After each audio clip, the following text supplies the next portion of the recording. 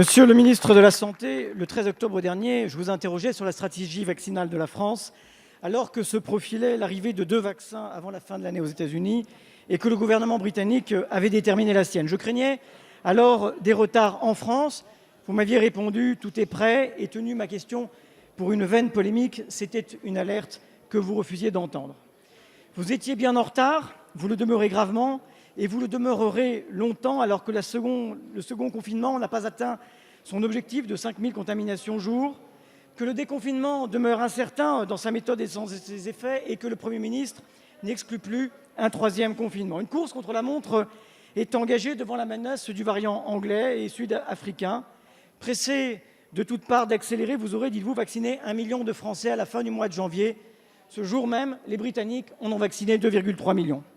Ce retard a un coût économique et social, et surtout un coût humain considérable. Ce matin, monsieur le ministre, lors de votre audition, vous nous avez, avec la même assurance que pour les masques et les tests, assuré que tout était OK, qu'il n'y avait ni problème de logistique, ni problème d'approvisionnement, ni problème d'acheminement, ni problème de disponibilité des soignants. Pourtant, bien des questions demeurent. Pourquoi ne pas avoir anticipé les consentements? Pourquoi ne pas avoir engagé une communication grand public? Pourquoi seulement 10 à 15% du million de doses ont été administrées? Pourquoi ne pas avoir encore autorisé les médecins à vacciner? Pourquoi la stratégie d'approvisionnement concernant le vaccin Moderna était encore il y a 3 jours en cours de définition? Mais monsieur le ministre, si vous ne deviez répondre qu'à une seule de ces questions, face à la montée en charge que vous annoncez, dites-nous de combien de vaccinateurs disposant de doses, d'aiguilles, de patients consentants nous pouvons disposer à cette heure.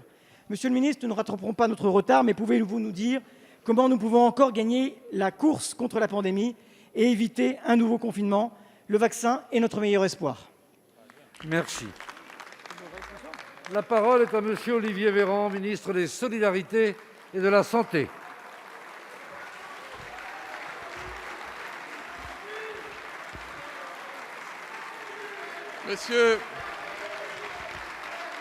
Monsieur le député Boris Vallaud, au moins nous sommes d'accord sur un point, le vaccin est notre meilleur espoir pour nous sortir de cette pandémie à l'échelle nationale, à l'échelle européenne et à l'échelle de la planète. Monsieur Vallaud, à l'heure à laquelle nous nous parlons, à l'heure à laquelle vous m'interrogez, mes premières pensées vont pour ces milliers, ces dizaines de milliers de soignants, médecins, parce que oui, le vaccine, monsieur Vallaud, infirmiers, infirmières, administratifs du monde hospitalier, représentants des agences de l'État, qu'ils soient préfets ou ARS, mais également tous ces élus locaux. J'étais en entretien avec les représentants des grandes associations d'élus juste avant de vous rejoindre, qui se mobilisent pour protéger les Français, vacciner les Français. Nous avons réalisé 138 000 vaccinations hier soir et je me suis engagé, vous y étiez en audition tout à l'heure, à ce que tous les soirs nous communiquions en transparence ces chiffres. Monsieur Vallaud, vous étiez en audition. Et donc j'ai répondu à un certain nombre de questions, et notamment à un certain nombre d'interrogations qui ne sont plus des questions mais des accusations pour lesquelles j'ai apporté un certain démenti. Par exemple, nous ne manquons pas d'aiguilles, monsieur Vallaud. Il y a plus de 3 millions d'aiguilles en stock à Santé publique France. 800 000 sont acheminées aux différents hôpitaux. Qui ne manquent pas d'aiguilles, c'est faux. Par exemple, monsieur Vallaud, nous avons 4,5 millions de seringues dans les stocks de Santé publique France. 650 000 sont acheminées cette semaine. 2 millions d'aiguilles seront à nouveau livrées à la France la semaine prochaine. Nous n'en manquons pas. À nouveau, c'est faux. Monsieur Vallaud, quand vous dites que nous n'avons pas de stratégie pour le Moderna, nous avons annoncé en présence du Premier ministre que les 50 000 premières doses de Moderna qui arrivent aujourd'hui même sur notre sol seront dispatchées cette semaine même dans l'ensemble des communes, des territoires, des régions qui font face à la recrudescence épidémique pour protéger au plus vite les populations.